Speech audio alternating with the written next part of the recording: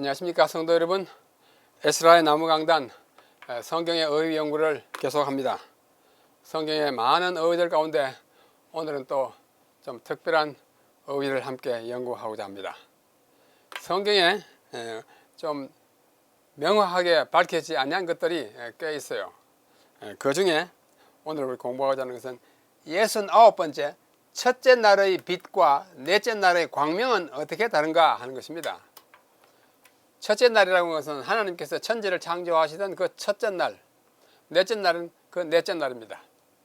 창조주일 한 주일 동안에 매일 이렇게 창조해 나가다가 여섯째 날 다 마치고 일곱째 날에 안식일을 쉬셨는데, 첫째 날에는 빛을 만드시고 넷째 날에는 광명을 만드셨다고 이렇게 이야기합니다. 광명, 이게 환하게 밝히는 거잖아요. 빛도 밝히는 거잖아요. 어떻게 다른가? 이것은 너무 어려워서 어느 누구도 확실하게 말하기는 좀 어렵습니다만 한번 우리가 연구해 보는 것입니다. 천지 창조의 과정을 보면 아주 간단하게 하면 제1일 첫째 날에는 빛을 만드셨어요. 빛이 히브리 말로 오르입니다. 오르. 로마자로 표기하면 이렇게 오르. 우리말로 오르예요. 빛이 있으라 하시면 빛이 있었고 낮이라 하고 밤이라 하고 그 첫째 날에 창조예요. 둘째 날에는 궁창을 만드셨어요. 궁창, 하늘 같은 궁창을 만들어 가지고 물과 물을 나누었어요. 궁창 위에 물과 궁창 아래 물로 나누었습니다. 하늘을 그때 만들었어요. 그렇게 만들었다고 말씀하십니다. 셋째 날에는 물과 뭇을 분리했습니다. 물을 한쪽으로 모아놓고 그 다음에 뭇이 드러나게 해가지고 그 드러나는 그 뭇에다가 식물을 만드셨어요. 각종 초목을 만들었습니다. 그것이 셋째 날의 창조 역사입니다. 넷째 날에는 이 궁창에 하늘에 광명을 만드셨다 했어요. 광명, 우리말로 광명이라고 번역했습니다. 이 광명은 마오르입니다. 이거는 그냥 오르이고 오르 앞에다가 마를 붙였어요. 마오르. 그러면 오르하고 마오르, 빛과 광명은 어떻게 다른가? 이제 오늘의 과제입니다. 자, 그 다음에 다섯째 날은 조류와 어류를 만들었어요. 물과 궁창 위에 물과 궁창 아래 물을 만들지 않았습니까? 그러니까 궁창에는 새를 만들고 물에는 물고기를 만들었어요. 이것이 다섯째 날의 창조 역사입니다. 그 다음에 마지막으로 여섯째 날에는 각종 동물과 마지막 사람을 창조하셨습니다. 이거 자세히 보시면 빛을 만드시고 광명을 만드시고 궁창과 물을 드러나게 하시고 조류와 어류를 만드시고 이게 딱 이렇게 연결되지 않습니까? 그 다음에 물과 뭇을 분리해 가지고 여기서 식물을 만들어 놓은 다음에 여기는 동물을 만들어 놓으면서 여기에 있는 식물을 수단으로 하여 살아가게 한 것으로 보입니다. 식물이 먼저 나고 그 다음에 동물이 나왔어요. 마지막 일곱째 날은 안식이라 이렇게 해서 그날에 안식하시고 또 그날을 축복하시고 그날을 거룩하겠다는 것으로 창세기 1장의 창조 역사가 기술되어 있습니다. 아주 간단하면서도 질서정연합니다. 그렇죠? 이쪽과 이쪽이 아주 대비가 이렇게 돼요. 그래서 이 가운데 오늘의 이제 과제는 빛과 광명, 오르와 마오르가 어떻게 다른가 하는 것입니다. 자, 먼저 첫째 날의 빛을 한번 보시겠습니다. 첫째 날의 빛. 첫째 날에 창조된 빛은 어떤 빛이며 그것의 근원은 무엇인가? 이게 오늘 큰 질문 가운데 하나예요. 이 질문에 대한 답을 얻으려고 부지런히 연구하고 노력한 학자들이 수없이 많고 지금도 그리고 장래에도 계속해서 나올 것입니다. 이 빛이 뭘까? 넷째 날에 광명이 있는데 광명이 있기 전에 빛을 만드는 빛이 뭘까? 그래서 이 첫째 날의 빛의 근원은 다음에 두 가지 중에 하나일 것으로 보입니다. 그러나 성경은 이에 대하여 침묵을 지키고 있기 때문에 어느 건지 잘 몰라요. 광명이 있기 전에 빛이니까 그것은 하나님께서 따로 만드신 빛일 것으로도 보이고 한 가능성이에요. 해와 달과 별 말고 따로 만들었을 것이다. 왜냐하면 빛이 비춰가지고 밤과 낮을 구분했기 때문입니다. 그 다음에는 하나님께서 별도로 만든 것이 아니라면 하나님에게서 빛이 나온 빛, 하나님 빛의 근원이시고 빛이시니까 하나님께서 그냥 발산되는 빛이었거나 특별히 임시로 만들었거나 둘 중에 하나잖아요. 그거 아니면 다른 거의 가능성은 좀 우리가 생각하기 어렵습니다. 지나간 2000년 동안 기독교 역사 2000년 동안에 신학자, 성경 주석가, 랍비들은 많은 견해를 쏟아내 놨습니다. 굉장히 많은 견해, 서로 다른 견해예요. 그 중에 중요한 것 한 10가지를 여러분에게 소개해 드리겠습니다. 그 중에 어느 것이 가장 그럴듯하고 당연성이, 개연성이 있는지 맞다고 생각되는지 여러분들 한번 판단하시기 바랍니다. 첫째 날의 빛은 그리스도의 영광이 빛에 나온 것이다 라고 말하는 교부가 있어요. 그 테르툴리아누스라고 하는 교부입니다. 카르타고의 테르툴리아누스가 이게 155년에서 220년까지 AD 살았어요. 이 초기 교회의 호교론자, 기독교를 아주 옹호하던 사람이었고 신학자인데 그가 말하기를 그리스도의 영광이 빛에 나왔다. 인간이 되기 이전에 하나님이신 그리스도가 빛을 발했다. 이렇게 생각하는 것이고, 둘째는 불기둥이 있었는데 이것이 후에 태양이 되었다. 불기둥이 확 빛을 가지고 넷째 날에 태양이 되었다. 이렇게 말하는 또 교부랄까 사람이 있습니다. 그 사람은 에데사의 스리아인 에프렘은 이제 에브라임의 좀 변형이에요. 이 에프렘이라고 하는 사람이 불기둥에다가 그것이 후에 태양이 되었다. 이렇게 말하고 있습니다. 이분은 신학자요, 역시 호교론자, 기독교를 옹호하는 사람이에요. 찬미가 작사를 많이 하시는 분입니다. 그래서 첫날의 빛은 거대한 밝은 안개 또는 불기둥이었는데 이것은 3일 후에 제4일이 되었을 때 해와 달과 별들로 변화됐다. 이렇게 주장하는 거예요. 뭐 많이 생각해가지고 나온 것인데 모든 사람의 그 설득을 얻기에는, 동의를 얻기에는 좀 어려움이 있지 않나 생각합니다. 하여튼 그런 사람도 있다는 것입니다. 세 번째, 이것은 태양의 진수, 에센스라는 말은 그야말로 태양의 그 가장 짙은 어떤 중심되는 부분, 에센스. 그래서 이를 진수라고 그랬는데 태양의 진수이다. 그러다가 나중에 태양이 크게 됐다. 뭐 이런 생각이에요. 가이사라의 바실리오스라고 하는 사람이 그렇게 했습니다. 보통 바실이라고도 하는데 원래 말은 바실리오스예요. 이분 역시 4세기 후반에 살았는데 주로 호교론자, 기독교를 옹호하고 신학자였고 이 사람 주장은 제 첫째, 둘째, 셋째 날에 하나님은 불을 비추셨고, 그냥 불을 비췄다고 그래요. 불을 비추셨고 제4일에는 그 불을 태양의 램프에 당겨가지고 태양이 됐다. 생각을 많이 했죠? 여러분 다 만족하실지 모르겠습니다. 마치 모세의 떨기나무가 불이 활활 탔는데 불이 꺼지지 않고 나무가 타지 않았던 그와 같은 어떤 불이 있었다. 그거예요. 이 바실리오스의 견해입니다. 넷째는 천사들이 빛을 제공했다는 학설입니다. 그 유명한 아우구스티누스야. 히포의 아우구스티누스. 흔히 뭐 어거스틴이라고 말하는 아우구스티누스라고 하는 교부가 말했습니다. 제 5세기, 4세기 말에서 5세기 초에 살았어요. 그는 신학자요, 저술가, 많은 저술을 남겼습니다. 가톨릭 교회의 많은 교리의 근거가 되는 학술을 많이 발표했어요. 하나님이 첫째 날에 천사들을 창조하셨고 그들이 첫 3일 동안 빛을 발했다. 천사들이 빛을 환하게 비쳤다. 이게 생각을 많이 했는데 성경의 근거가 좀 박약합니다. 그렇죠? 천사들이 빛을 배가지고 첫째 날, 둘째 날, 셋째 날까지 했다. 이렇게 말하는 거예요. 그래서 천사들은 영광스러운 빛을 가졌다는 사실은 시편과 예언계시에 나타냈어요.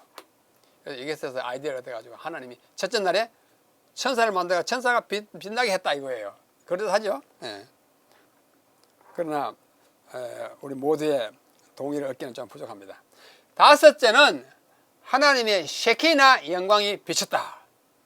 셰키나 여러분 아시죠? 셰키나, 하나님의 임재로부터 나오는 환한 빛을 셰키나, 임재의 빛이라고 이렇게 말합니다. 이것은 미드라시, 유대인 랍비들이 성경을 해설한 그 책을 미드라시라고 하는데요. 그 중에 창세기 주석에 나오는 랍비들의 주장이 셰키나였다. 첫째 날, 둘째 날, 셋째 날 셰키나였다. 나중에 성소의 법궤 위에 빛이 빛났는데 그 셰키나가 그때 비춰가지고 빛이다, 오르다 이렇게 생각해요. 올, 마올, 올이에요. 그 다음에 여섯 번째는 좀 더 색다른 의견이에요. 움직이는 빛 근원이 있었다. 무빙하는 빛 근원이 있었다. 움직인다는 말은 빛이 환하게 이제 비춰가는 거예요. 고정되지 않는 그런 빛이 있었다고 말하는데, 이것은 매스유 폴이라고 하는 17세기 사람이 이렇게 주장했어요. 영국의 청교도였는데 그는 신학자였고 주석가였어요. 어떤 형태의 밝은 구름이 지구 위에서 움직이다가 나중에 해와 달과 별들에게 들어갔다. 좀 막연하지만 이런 학설도 있습니다. 동의를 얻기가 힘들어요. 일곱 번째는 원태양, 프로토선, 원태양을 창조했다라고 하는 학설이에요. 지금 있는 태양 말고 그보다 이전에 원태양, 아주 원초적인 태양. 이걸 주장한 사람은 존 위트컴인데, 존 위트컴이에요. 20세기에 2020년까지 살았어요. 신학자이고 저술가인데 그가 쓴 책이 아주 유명한 책이 The Genesis Flood, 창세기 홍수라는 책이 있는데, 이 책을 헨리 M. 모리스라는 사람과 이 사람이 공저한 책이 책입니다. The Genesis Flood, Genesis Flood이에요. 이 책이 바로 이 책입니다. 이 책인데 똑같은 책이죠, 이거하고. 똑같은 책. 요걸 사진 찍은 것이 요거예요. 굉장히 두꺼운 책입니다. 홍수를 연구했어요. 근데 이분은 보통 이제 과학자들은 이 지구의 나이를 막 굉장히 오래 잡습니다. 수만 년, 뭐 억년 그렇게 잡는데, 이분은 Young Earth Work, 이 책에는 어린 지구 나이를 생각하고 있어요. 어리다는 말은 뭐 몇 살이 아니고 그냥 몇 천 년, 6천 년이면 6천 년, 뭐 7천 년, 만 년 이하의 그 나이를 어린, 지구의 어린 나이라고 합니다. 아주 많은 나이는 수억, 백만 년 이렇게 나가잖아요. 그리고 창세기를 하나님의 말씀으로 영감된 말씀으로 믿는 사람들은 수억만 년을 생각할 수가 없습니다. 인간의 역사가 아담으로부터 내려오는 족보가 않습니까? 그래, 그런 성경을 토대로 하여 생각하는 그 학자라는 뜻입니다. Young Earth Work예요. 이 사람이 주장한 것인데 뭐냐면, 어떤 형태의 원태양을 만드셨는데 제4일에는 없어졌다. 왜? 해와 달과 별이 생겼으니까. 원태양이 한 3일 동안에 효력을 발휘하고 빛을 발하던 원태양, 나중에 태양 말고 그 이전 원초적인 태양이 있었다고 하는 일종의 가설이에요. 이게 좋은 책을 냈지만 역시 가설에 기초한 데는 어쩔 수가 없습니다. 그 다음에 여덟 번째는 좀 더 재밌어요. 명명되지 않은 temporary local light source를 만드셨다. temporary 뭐야? 잠정적으로, 임시로, local, 어느 지역에 국한된 빛 근원을 만들었다. 이 지구를 비추는, 우주에 막 비추는 막 큰 태양계 말고 비추는 temporary, 임시적인, 그 다음에 한 지역에만 비추던 빛 근원을 만드셨다가 어떻게 해요? 나중에 없어졌다. 태양이 생길 때까지 임시, temporary. 이것을 주장한 사람은 케네스 햄인데요. 케네스 햄은 이 오스트레일리아의 학자예요. 과학자이기도 하고 신학자인데, 이 사람이 쓴 책이 하나 있는데 진화의 거짓말이라는 책이 있습니다. 케네스 햄이 썼어요. 이걸 우리말로 번역한 것이 있습니다. 아주 좋은 책이에요. 진화가 진짜 얼마나 허망된 것인지를 이렇게 말해주는 책입니다. 하여튼 이 책을 쓴 햄, 뭐 영어나 우리 성경에 나온 함과 같은 거예요. 우리말도 함씨겠지만 햄이 말하기를 임시로 어떤 지역에 국한된 빛의 근원을 만드셨다가 제4일에는 없었다. 이것도 혼자 생각을 많이 했지만 또 어려운 점이 있습니다. 자, 아홉 번째는 The Source of Light. 첫째 날의 빛의 근원은 하나님 자신이셨다. 첫째 날에 특별히 만든 것이 아니라 하나님 자신이 빛을 발해가지고 빛이 났다. 이래요. 이것을 주장하는 분은 이분입니다. 자크 B. 두캉, 자크 벤자민 두캉인데, 이분은 유태인입니다. 구약학자로서 저기 아프리카에서 태어났어요. 유대인들은 뭐 온 사방에 많이 흩어져 살았으니까. 그렇죠? 그런 사람인데 그분이 쓴 창세기 주석이 있어요. 출판되었습니다. 근래에 나왔습니다. 이분은 SDAIBC Seventh Day Adventist International Bible Commentary의 편집 책임자인데 아주 명망 높은 살아있는 구약학자입니다. 유대인이에요. 앤드루스 대학교에서 평생 가르치다가 이제 은퇴하신 분인데 이분은 말하기를 54페이지에 이 책에 이분이 쓴 창세기 주석입니다. 이 책 54페이지 보면 그 빛의 근원은 하나님 자신이었다. 다른 이름은 별도로 만드는 것이 아니라 하나님이 그래서 비춰나가게 해가지고 빛이었다. 이렇게 말합니다. 그거 굉장히 설득력이 있습니다. 그 다음에 10번째, 저도 생각을 많이 해봤어요. 오랫동안, 여러 해 동안. 또 다른 사람들, 학생들 많이 비교해보니까 저한테는 가장 설득력 있어 보이는 것이 조금 부족하지만 이렇게 생각합니다. 첫째 날에는 전기 있지 않습니까? 전기잖아요. 영어로 하면 electricity, 전력 또는 전기, 빛 자체를 만드셨고, 첫째 날에 전기를 만들었어요. 넷째 날에는 그 전기를 받아서 비추는 전구 같은 것, 다시 말해 발광체를 만들어서 거기서 빛이 나게 했다. 이 빛은 첫째 날의 빛이 전구에. 자, 여기 전구가 있습니다. 전구에는 전기가 들어오도록 스위치를 누를 때까지는 이건 뭐예요? 깜깜하고 아무런 빛이 없습니다. 이 전구가 빛을 비치게 하려면 스위치를 올려서 멀리서 발전소에서 전기가 와야 어떻게 돼요? 밝아져요. 그렇죠? 그래서 첫째 날은 전기 또는 전력, electricity를 만들었다면 넷째 날은 전구 같은, 벌브 같은 거예요. 전구. 다시 말해 발광체. 영어로 하면 luminaries. 영어의 많은 번역들이 이 넷째 날의 광명을 luminary라는 말은 발광체라는 뜻입니다. 태양 발광체잖아요. 빛이 막 나게 하잖아요. 그 빛이 나게 하는 그 빛 자체를 첫째 날에 만들었다가 태양이라는 것에 비치게 하고 다른 또 반사해서 비치게 하고 이런 과정이 아닌가 하고 제 생각에 미쳐서 제가 주제는 없지만 제가 제 이름을 위해서 저는 이렇게 자주 이해하고 또 학생들에게 가르치는데 뭐 통쾌하게 맞다 이렇게 되지는 않아요. 그래서 인간의 이해는 유한하고 하나님의 능력은 무한함을 인정하면 그렇잖아요. 우리 아는 거 별거 아니에요. 하나님은 능력을 무한해가지고 뭐든 다 할 수 있어요. 하면 첫째 날의 빛은 전혀 문제가 되지 않습니다. 첫째 날에 하여튼 빛을 만들었다. 무슨 빛인지 우리가 이해가 유한해서 잘 몰라요. 이해하는 것입니다. 그렇게 해서 나는 이렇게 생각하냐 너는 왜 이렇게 생각하느냐 서로 다투지 말고 너는 그렇게 생각하냐 일리가 있구나. 나는 이렇게 생각하는데 그것도 일리가 있구나 생각하는 사이에 나중에 그 빛을 만드신 하나님께 직접 들으면 그것이 무엇인지 알 수 있게 될 것입니다.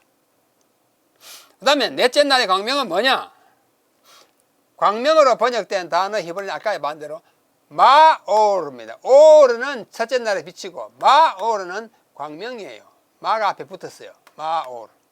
근데 첫째 날에 창조된 빛인 오르에다가 접두어 마를 붙인 것이 마오르입니다. 이것은 두 단어가 전혀 무관한 단어들이 아닌 것을 말합니다. 오르에다가 마를 붙였으니까 오르는 근원이고 거기다 마를 붙였으니까 서로 관련이 있어요. 관련이 없으면 전혀 다른다 할 텐데 관련이 있는 것을 우리에게 암시합니다. 그래서 오르가 빛이라면 마오르는 그 빛을 간직하고 비추는 것, 즉 발광체로 보는 것이 타당합니다. 이렇게 보는 것은 뭐 많은 학자들이 그렇게 동의합니다. 그러면 마가 뭐냐고요? 이 마의 역할을 우리 히브리어에서 한번 언어학적으로 한번 살펴보겠습니다. 아주 기초 언어학이에요. 마가 뭐냐? 올 앞에 붙은 마가 뭐냐? 히브리어의 특징 가운데 하나는 동사나 형용사 앞에 마를 두면 장소를 가리킵니다. 장소를 가리켜요. 어떤 공간이나 어떤 용기나 장소를 가리켜요. 그래서 오르가 비치면 마오르는 그 빛을 간직하는 어떤 공간, 발광체예요.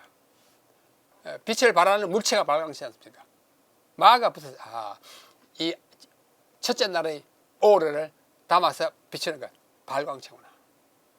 그 다음에 여기 쿰이라는 동사가 있어요. 쿰, 일어서다, 쿰.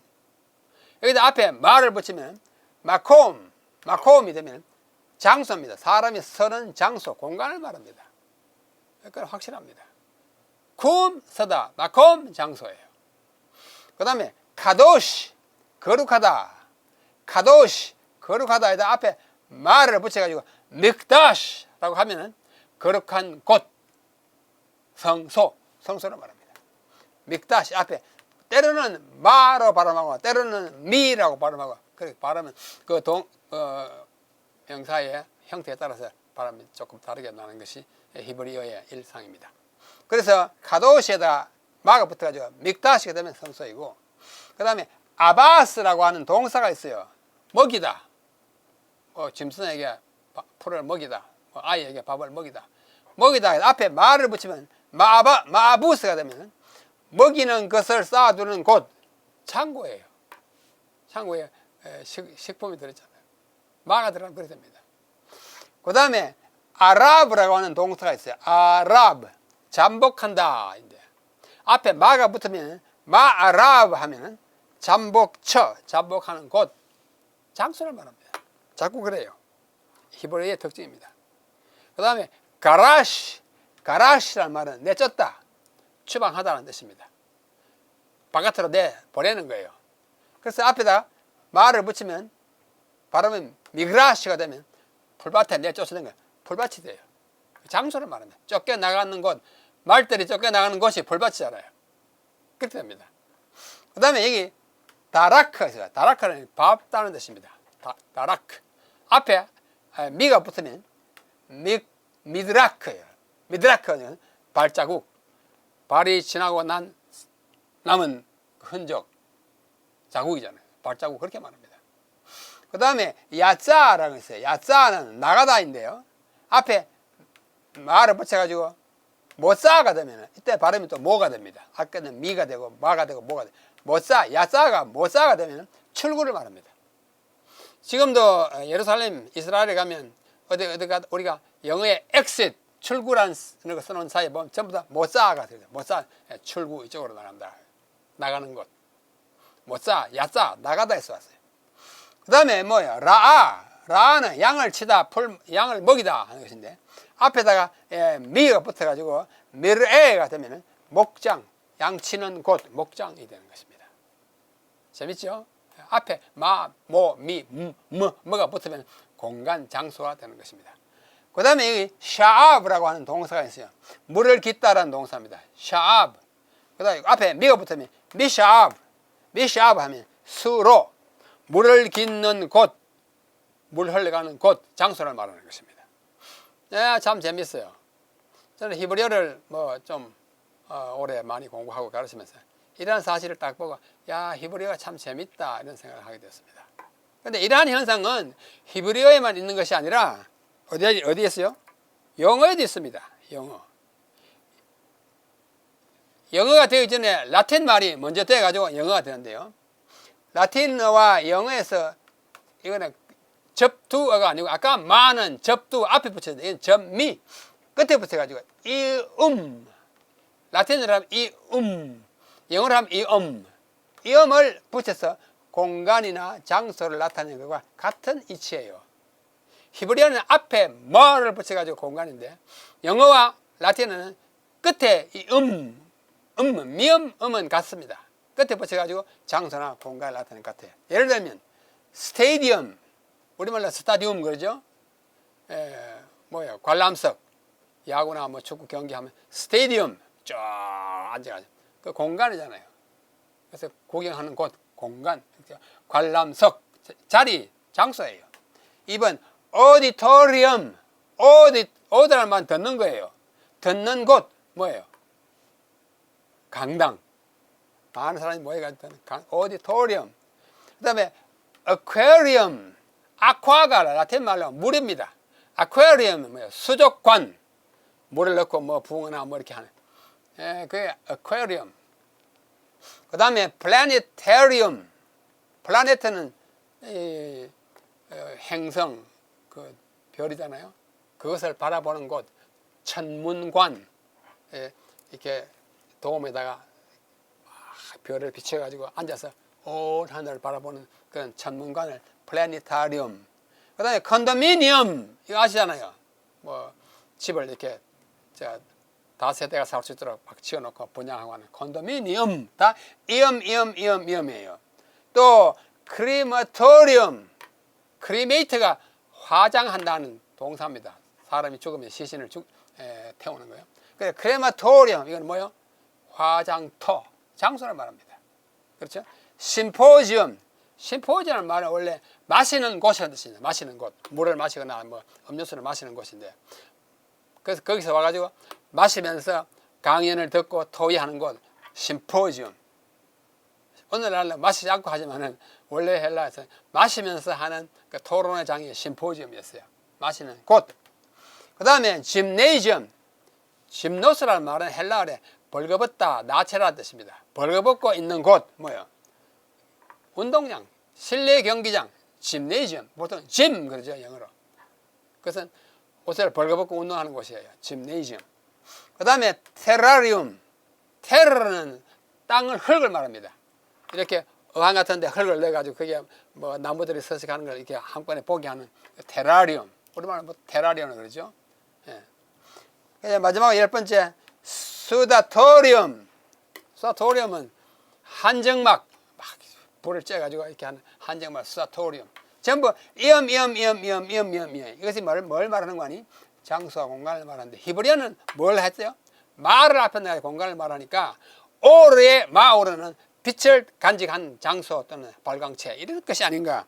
예, 언어학적으로 우리 생각하게 되는 겁니다.